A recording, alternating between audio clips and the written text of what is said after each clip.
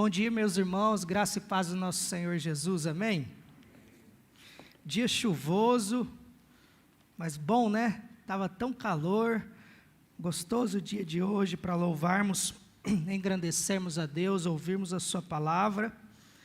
Hoje um dia mais feliz do que o normal, né? Não é sempre que se é bicampeão da Libertadores, mas temos que comemorar, né? E os antes precisam chorar. Gostaria que você abrisse sua Bíblia em Hebreus capítulo 13. Essa semana estava pensando sobre aquilo que poderíamos falar e conversar sobre na manhã de hoje, e me deparei com esse texto. Interessante, irmãos, que toda vez que eu subo para pregar aqui, primeiro é para mim, nunca é para ninguém, porque o fato de eu estar aqui pregando não significa que eu esteja além ou acima, ou não necessite desses ensinamentos e dessas transformações na minha vida. E como a Bíblia nos confronta, como a Bíblia nos mostra, ou pelo menos me mostra a cada dia, o quanto eu estou longe de ser aquilo que Deus quer que eu seja. O quanto eu estou distante de viver aquilo que a palavra de Deus orienta a todos nós, cristãos, a viver. E pensando nesse texto de Hebreus 13, se nós pegarmos a carta de Hebreus, o autor vai trazendo várias advertências, vai ensinando o povo, vai trazendo teologia para o povo, vai falando sobre quais são as necessidades ou os desejos de Deus para com o povo, e ele chega no final, e aqui na minha Bíblia tem esse título, no capítulo 13, eu não sei qual é na sua Bíblia, mas diz instruções práticas. E agora chega o momento da carta de Hebreus, que ele vai dizer para o povo o seguinte: olha, de nada adianta saber tudo isso que nós apóstolos, que Jesus nos ensinou. Nada adianta você ser um exímio conhecedor de teologia, você ser um aluno fiel da EBD, você ser um pastor, você ser um diácono, um presbítero, você ser um bom leitor da palavra, se a prática de tudo aquilo que você tem aprendido não estiver presente na sua vida. E é verdade que nós, muitas vezes, temos falhado na prática do que Cristo nos orienta, através das suas próprias palavras, enquanto esteve nessa terra, ou das palavras dos seus apóstolos, que posteriormente vieram nos trazendo mais ensinamentos. E nessa manhã, nesse capítulo 13, eu quero me ater a 3 detalhes que se referem a uma conduta exemplar que o autor dessa carta está dizendo que nós devemos ter. Ele está nos dizendo que é necessário, como cristãos, e que as características de uma vida transformada desemboca numa cultura ou numa conduta exemplar diante do mundo. E ele divide isso em 3 pontos. Ele vai dividir isso no trato com o próximo, no trato conjugal e no trato com o dinheiro. Eu estava analisando aqui essas 3 situações, vejam só. O trato com o próximo, ele vai falar do outro, nós vamos falar. O trato conjugal, ele vai falar sobre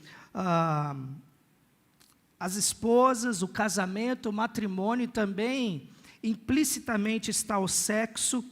E no terceiro ele vai falar sobre o trato com o dinheiro, que trata-se do poder, da ganância, e também a Bíblia alerta muito sobre o amor ao dinheiro. Então são 3 pontos que, de certa forma, vão abranger toda a nossa vida. Tudo aquilo que acontece de ruim está guardado nesses 3 pontos. Vamos lá. O primeiro ponto que eu gostaria de trazer é o trato com o próximo. E aqui, o versículo 1 do capítulo 13 vai dizer o seguinte: continuem a amar uns aos outros como irmãos. Continuem a amar uns aos outros como irmãos. A raiz desse texto, no grego, esse amor, não é a palavra ágape, mas sim a palavra Filadélfia. É a expressão Filadélfia que o autor dessa carta vai nos trazer. E Filadélfia significa amor de sangue entre irmãos. Ele não usou aqui o amor ágape, ele não usou nenhum outro amor, ele usou o amor de sangue entre irmãos. Por que ele está dizendo e usando essa palavra? Porque ele está indo mais além do que nós já ouvimos falar sobre amor. Ele está dizendo que nós devemos amar os irmãos, e quando aqui ele coloca irmãos, são os nossos próximos, com o amor de irmão. E é interessante, meus amigos, meus irmãos, que quando nós falamos sobre amar o irmão, eu não sei como você é com o seu irmão e nem sei se você tem irmão, mas eu sou bastante diferente dos meus irmãos, muito mesmo. Meus irmãos são mais quietos, eu sou mais falante.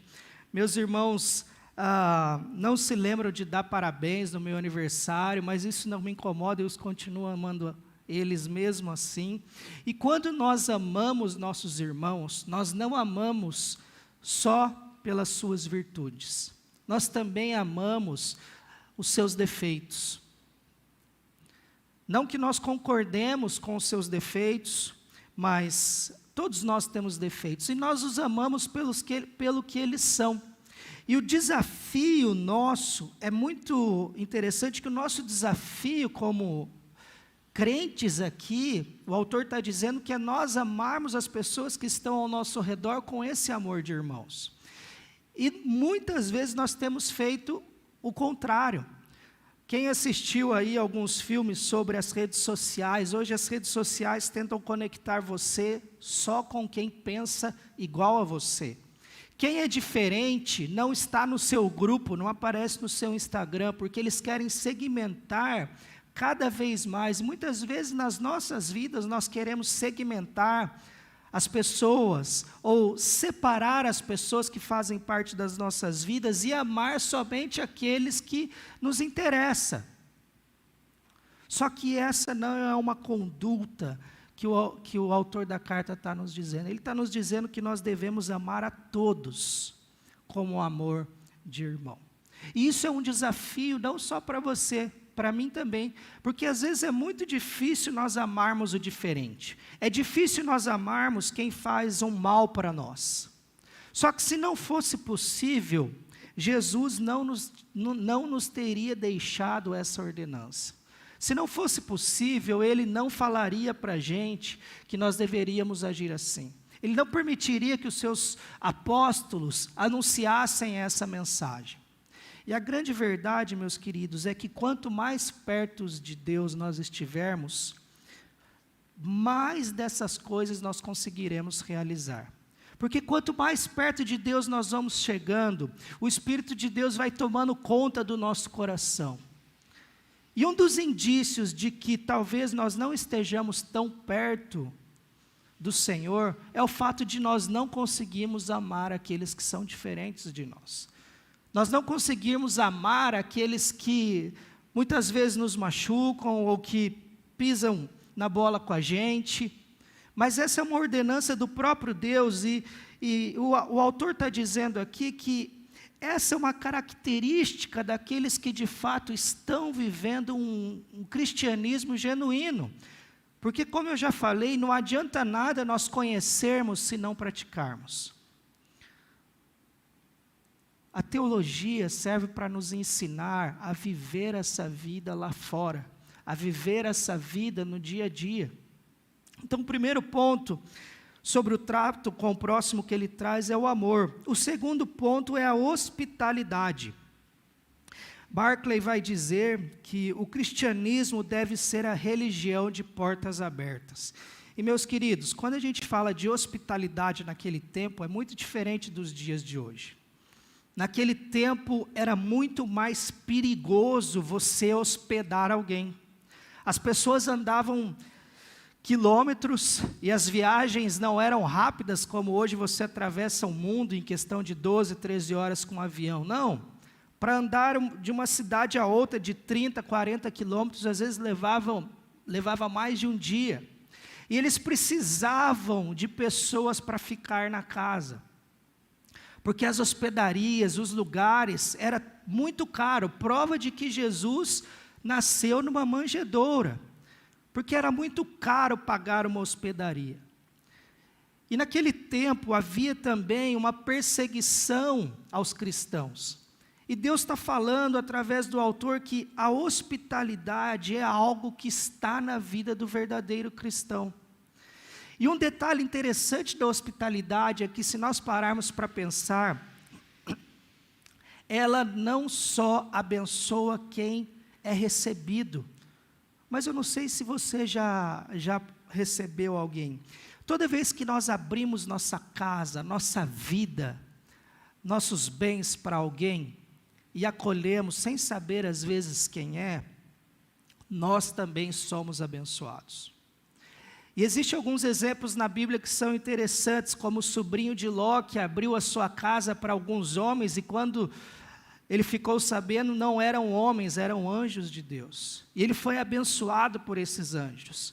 E para mim, um dos textos mais lindos da Bíblia, aqueles 2 discípulos no caminho de Emaús, que se deparam com um homem, e começam a andar e dizer, olha, nós estamos muito tristes, porque o homem que nós achamos que era o nosso Messias foi crucificado. E aquele era o próprio Jesus conversando com eles. E a Bíblia diz que num determinado momento da conversa, eles chegam em sua casa, mas Jesus faz de conta que vai continuar, e eles chamam Jesus para entrar na casa deles, sem saber que era Jesus. Eles haviam acabado de conhecer aquele homem, era um estranho. Olha que prova de hospitalidade. Só que literalmente eles convidaram o Filho de Deus para entrar dentro da sua casa, e ali eles foram abençoados, porque Jesus, o próprio Jesus, repartiu com eles o pão, e ali os seus olhos foram abertos, e eles foram abençoados. Por quê? Porque a hospitalidade abençoa não só o outro, mas a nós mesmos. E não é por isso que nós devemos abrir nossa casa. Vou abrir minha casa para ser abençoado. Não, nós devemos abrir a nossa casa, sermos hospitaleiros, porque é uma ordenança do Senhor. E o terceiro ponto, que ele vai dizer sobre o trato com o próximo, não menos importante, é a compaixão. Tem uma frase do Calvino que diz assim, não há nada que nos mova ao mais profundo senso de compaixão, do que nos pormos no lugar daqueles que são afligidos. Eu não sei se você já conseguiu se colocar de verdade no lugar de alguém que está sofrendo. Eu auxiliei um menino numa caminhada, ele acabou sendo assassinado depois por drogas, e teve uma época em que ele ficou preso. E eu sei que ele fez algumas coisas que não deveriam fazer. Mas talvez muitas pessoas estariam dizendo, poxa, ele tem que pagar mesmo. Mas eu conhecia a história toda daquele menino. Não é justificativa todo o passado que ele teve, não estou justificando.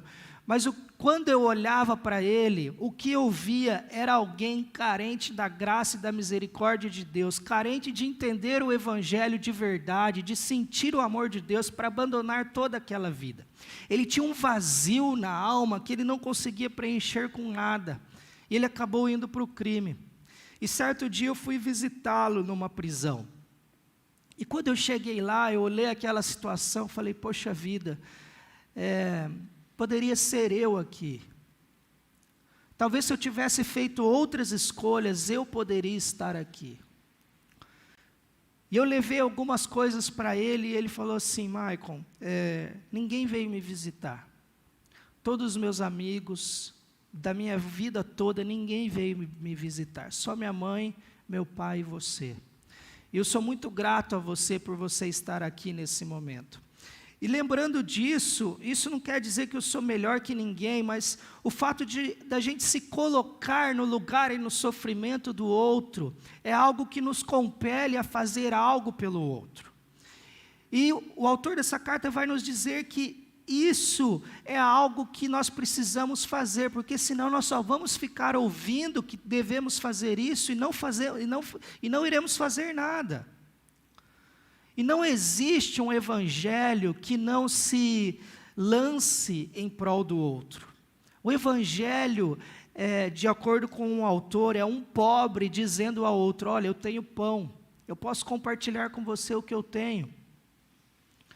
E a compaixão é aquilo que mexe, que sai das nossas entranhas, que nos faz olhar para a vida de alguém que talvez está fazendo tudo errado e olhar dentro dos olhos dessa pessoa e dizer: poxa, você precisa, na verdade, de Jesus. E eu posso te ajudar a encontrar esse caminho. Esse meu amigo me mandou uma carta uma vez, de quando ele estava numa casa de recuperação. E é uma carta muito bonita, e ele dizendo sobre os vazios da alma dele, em como Deus estava usando a mim e aos nossos outros amigos da igreja para fazê-lo refletir. Eu não posso dizer se ele teve a salvação ou não, mas o que eu posso dizer é que por algum momento nós fizemos parte, nós marcamos a vida dele através da nossa compaixão, através da pregação da palavra de Deus, e a gente se engana quando acha que nós fazemos isso e não temos resultado, porque não cabe a nós salvar, transformar, ou fazer qualquer outra coisa, cabe ao Espírito Santo de Deus. A nós cabe amar. E amar não importa quem, não importa nem se é corintiano ou flamenguista, nós precisamos amar esses irmãos, de todo o nosso coração. Um segundo ponto, antes disso, um versículo que me chama muito a atenção, meus irmãos, sobre o trato com o próximo, e para mim é um versículo muito pesado. 1 João capítulo 4, versículo 20, vai estar no telão. Aquele que não ama seu irmão, a quem vê, não pode amar a Deus a quem não vê. Esse versículo para mim é pesadíssimo. Pesadíssimo, porque tem gente que diz que serve a Deus, mas não ama o diferente. Então eu posso afirmar categoricamente, se nós temos feito isso, nós não amamos a Deus, nós não servimos a Deus. Porque é impossível nós amarmos a Deus se nós não amamos o nosso próximo. Isso não sou eu quem está dizendo, é a própria palavra de Deus. E eu acho pesado porque muitas vezes nós queremos criar desculpas, eu quero criar desculpas ou criar argumentos para não amar ou deixar de amar alguma pessoa. Porque nós queremos estar do lado só de gente que nos faz bem. Mas esse é um desafio. O segundo ponto que o autor vai trazer sobre essa vida do cristão, está ali no versículo 3, no versículo 4. Honrem o casamento e mantenham pura a união conjugal, pois Deus certamente julgará os impuros e os adúlteros. E aqui, o primeiro ponto que ele está trazendo é que nós devemos honrar o casamento, honrar o matrimônio. Isso aqui não é só para quem serve a Jesus, não. Isso aqui é uma mensagem para o mundo. Eu estava lendo alguns autores sobre casamento, e um deles, agora recentemente, disse que os casamentos heterossexuais estão sendo cada vez menos difundidos. Hoje, os heterossexuais muitas vezes não querem casar, mas do outro lado existe uma briga e uma guerra para que seja oficializado o casamento homoafetivo. Olha que inversão de valores. E muitas vezes nós temos vivido e olhado o casamento como se fosse algo, se não deu certo, a gente vai cada um para o lado e está tudo bem. Ou a gente olha o casamento como um espaço para nós sermos felizes sem olharmos para o nosso próximo, sem querermos viver o tratamento de Deus no casamento.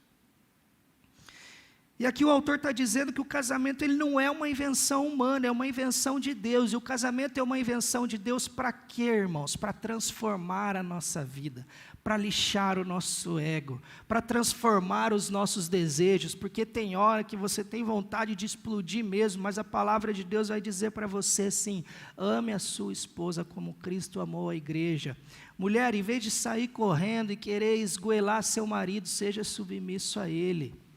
E se isso não é uma forma didática de quebrar o nosso eu não sei o que é, irmãos. Aqueles que são casados aqui sabem que o casamento, ele vai minando cada vez o nosso eu. Isso daqueles que querem viver o ensinamento que o próprio casamento nos dá. O casamento é para transformar a nossa vida, o nosso caráter. Só que tem gente achando que casamento é só para ser feliz. Não é. Casamento é para transformar o que há de pior em nós. E é difícil, sabe por quê? Porque nós somos tão ruins que nós não queremos ser transformados. Nós queremos continuar vivendo a vida do nosso jeito. Então ele está dizendo que uma característica de um verdadeiro cristão é aquele que honra o seu matrimônio. E não só isso, ele está dizendo que a característica de um verdadeiro cristão é aquele que vive uma sexualidade pura. O versículo 4 diz, e mantenham pura a união conjugal. A sexualidade é algo a ser desfrutado no casamento, e não antes ou fora dele.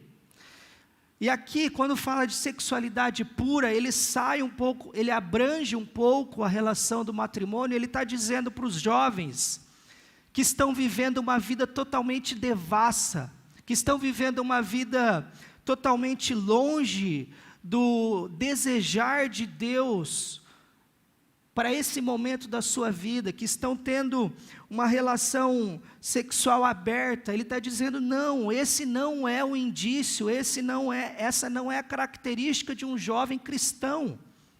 O jovem cristão deve se manter puro, assim como aqueles que são casados devem se manter puro. Quantas pessoas envolvidas dentro da igreja com a pornografia e querendo levar coisas que só se vê nesse mundo da pornografia para dentro dos relacionamentos, para dentro do relacionamento sexual da sua casa, com a sua esposa. Isso é pecado, meu irmão, isso não é uma sexualidade pura.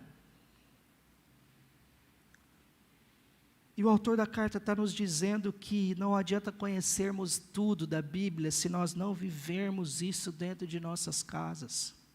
A nossa casa é o primeiro lugar que nós devemos mostrar a glória de Cristo. Se você falha dentro da sua casa, você falhará na rua também. O terceiro ponto que ele traz é que haverá um julgamento de Deus para aqueles que são impuros e para aqueles que são adúlteros. Quantas pessoas que acham que a solução para o seu casamento é sair e ter um relacionamento extraconjugal? Quantas pessoas vivem isso de maneira escondida dentro da igreja? Achando que nunca serão descobertos ou revelados, mas nós nos esquecemos que Deus vê a tudo em todo momento, e somente Deus vê tudo aquilo que está oculto, e por isso só Ele pode nos julgar. Quando o autor fala que Deus julgará aqueles que são impuros e adúlteros, é porque nós muitas vezes nem sabemos o que está acontecendo. Mas Deus sabe. Deus tem visto os jovens que têm se perdido. Deus tem visto o marido, a esposa que tem traído, ou que tem levado coisas que não agradam a Deus e manchado o seu leito. A Bíblia aqui fala sobre ter um leito sem mácula. Quantos leitos com mácula dentro das nossas igrejas? Pessoas que estão vivendo uma vida dupla, pessoas que não estão tendo a característica de um verdadeiro cristão. Isso é muito sério, irmãos, porque não adianta nada nós conhecermos tudo de Bíblia, virmos aqui aos nossos cultos e não praticarmos a palavra de Deus. O que vai nos dizer e o que vai nos mostrar se realmente nós amamos a Deus é a prática dessa palavra dia após dia, incansavelmente, em todas as esferas da nossa vida, escorregando aqui, escorregando lá, mas vendo a necessidade de mudança. Se você olha todos esses textos da Bíblia e você acha que não precisa mudar, então aqui não é o lugar para você e nem para mim. Por último, ele vai falar, e não menos importante, ele vai falar sobre como o verdadeiro cristão trata o dinheiro. E ele vai falar que nós devemos viver sem avarezas, viver com contentamento e viver uma vida de confiança. Versículo 5 vai dizer o seguinte: não amem o dinheiro, estejam satisfeitos com o que têm, porque Deus disse, não o deixarei, jamais o abandonarei. Por isso podemos dizer com toda confiança, o Senhor é meu ajudador, portanto não temerei. O que me pode fazer os simples mortais? A avareza, o coração avarento é amaldiçoado pela insatisfação. Todo mundo que retém o dinheiro, que retém os bens como se aquilo fosse algo mais precioso da sua vida, ele jamais estará satisfeito com o que tem. Isso é um ciclo sem fim.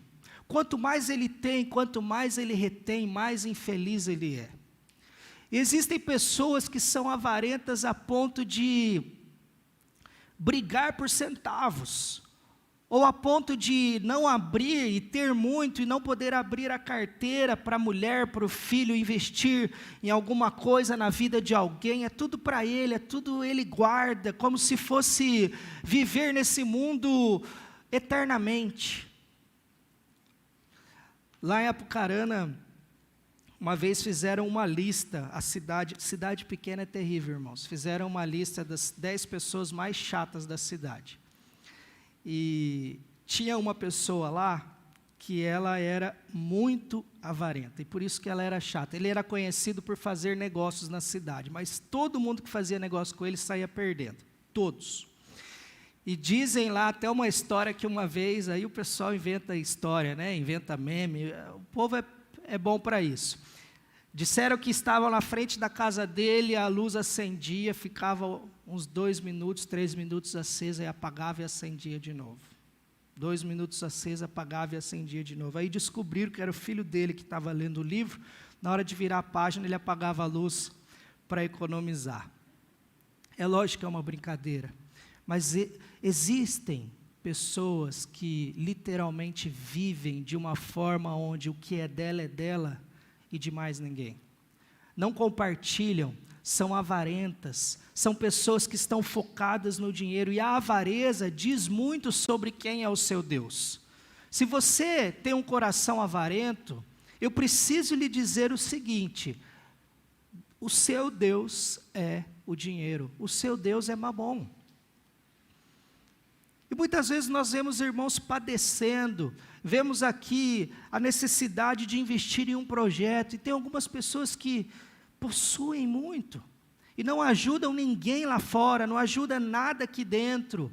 Pessoas que guardam para si como se o dinheiro fosse resolver algum problema no dia de dificuldade. Nós sabemos que não é assim. O dinheiro ajuda muito. Mas recentemente o filho de um grande empresário aí, o pai morreu de Covid e ele disse, não lembro quem foi, e ele disse que, olha, a gente tinha todos os recursos possíveis, muito dinheiro, mas nada disso pôde salvar o meu pai.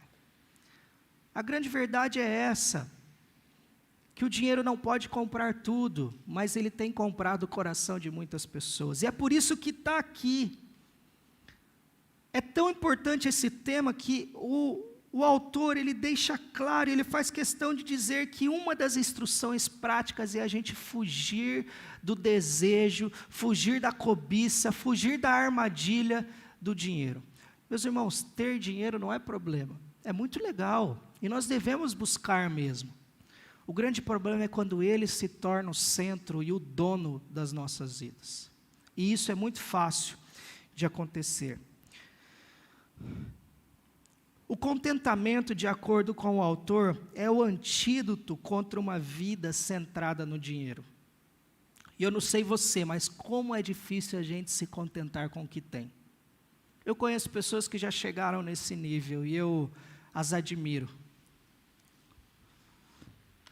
Muitas vezes nós temos muito, e Deus tem nos dado muito, nos dado abundantemente além do suficiente, mas nós ainda muitas vezes temos um coração descontente.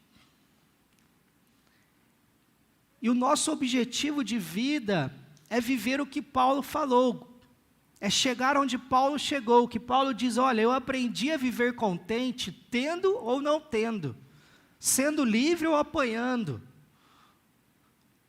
E esse contentamento só a palavra de Deus pode nos trazer.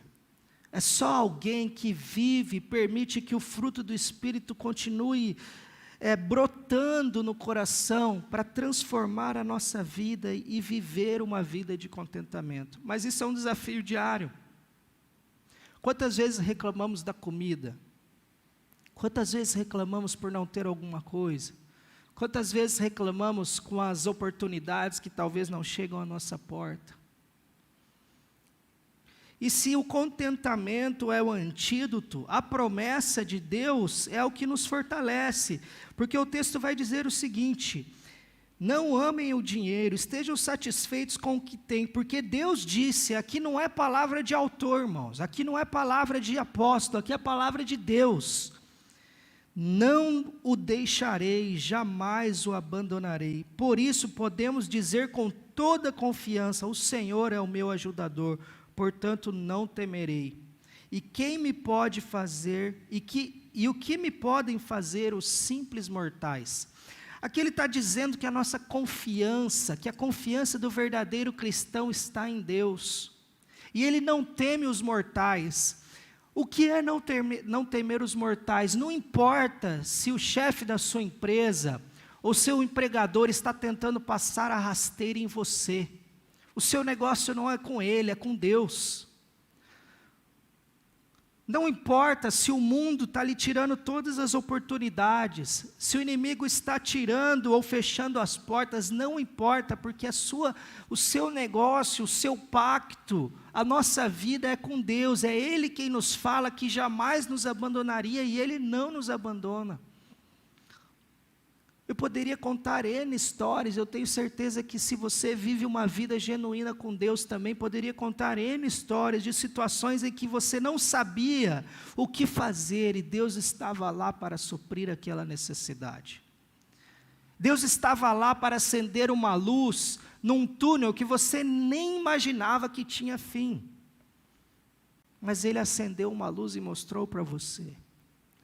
Só que nem sempre é no momento que a gente quer, nem sempre é no momento que nós precisamos, eu acho que Deus sempre age no momento em que nós precisamos de verdade, mas na nossa mentalidade muitas vezes Deus demora, mas Deus nunca demora, Ele sempre está presente, e a confiança, a fé, deve ser a marca de um cristão genuíno. Quero encerrar contando uma história, um testemunho de João Crisóstomos. Ele foi um dos pregadores da igreja primitiva e o apelido dele era Boca de Ouro, porque as palavras que ele falava eram palavras de Deus para todos aqueles que ouviam o Evangelho. E diz uma história que certo dia João Crisóstomos foi levado à presença de um imperador. E o imperador, revoltado com a mensagem que ele estava pregando, disse a ele o seguinte: eu vou tirar todas as suas terras. E ele respondeu: você não pode fazer isso, pois o mundo é a casa do meu pai. Então eu vou te matar, disse o imperador.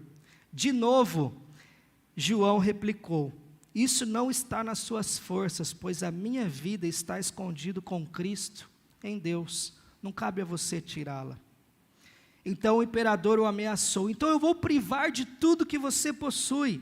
E ele respondeu: isso também é impossível, pois o meu tesouro está nos céus, e as minhas riquezas estão dentro de mim. Então eu vou separar de todos os teus companheiros e você não vai ter mais nenhum amigo nessa terra. Eis a questão, respondeu o pregador. Nem isso você pode me fazer, pois o meu amigo divino jamais vai me deixar. Inclusive, imperador, eu te desafio, você não pode me fazer mal algum. Homens que morreram queimados em nome do Evangelho. Homens que foram degolados, que foram destruídos, dilacerados, porque entenderam a verdade e praticavam com todo o seu ímpeto. E o meu desafio nessa manhã é que nós olhemos para esses 6 versículos, irmãos, que nos fazem meditar e pensar o estilo de vida prática do Evangelho que a gente diz acreditar, talvez você 10, 20, 30, 40 anos. Pessoas que talvez nasceram na igreja. A sua vida prática, de fato, tem seguido isso? Você tem vivido isso lá fora? Eu tenho vivido isso lá fora? Se não temos vivido isso de forma completa, nós precisamos buscar a Deus para que Ele nos ajude a viver essa questão prática. Porque senão seremos como muitas pessoas espalhadas pelo mundo, com um belo discurso, mas sem uma prática. Gente fazendo discurso, temos muitos por aí. E a palavra de Deus não vale de nada se ela não transforma o nosso coração e nos envia para fazer a diferença no mundo. Ela vai ser só uma teoria, como qualquer outra teoria que existe no mundo. E a palavra de Deus não é simples teoria, não é simples filosofia. A palavra de Deus, ela é prática. E ela nos convida a viver essa prática. E nós temos em nosso Mestre Jesus o nosso maior exemplo de prática. Ele abriu mão de toda a sua glória para vir para essa terra, para dormir com homens pecadores, para dormir com mulheres pecadoras, para viver entre nós, para passar dificuldades, para ser totalmente dilacerado numa cruz, porque Ele quis dizer para você e para mim que não adianta nada conhecermos se não agimos. Então Ele foi o primeiro exemplo de uma atitude prática. Um Deus que além de falar faz. Um Deus que além de conhecer e ser, porque Deus é, também coloca a mão na massa em nosso prol. E com esse exemplo Ele convida você e a mim a viver uma vida de autenticidade. E uma vida de autenticidade só pode ser vivida a partir das nossas práticas. Enquanto o pastor estará cantando uma música, mesmo sentado, feche os seus olhos e medite a respeito da sua vida. Agora não é momento de pensarmos, poxa, essa palavra é para fulano, é para ciclano. Não, essa palavra é para mim primeiro. E é para você também, porque é a palavra de Deus. O que precisa mudar dentro de nós? Quais são esses pontos que temos? Quais são os pontos dessas 3 situações que o autor colocou para a gente, que nós devemos pregar? Que Deus esteja falando no seu coração, amém?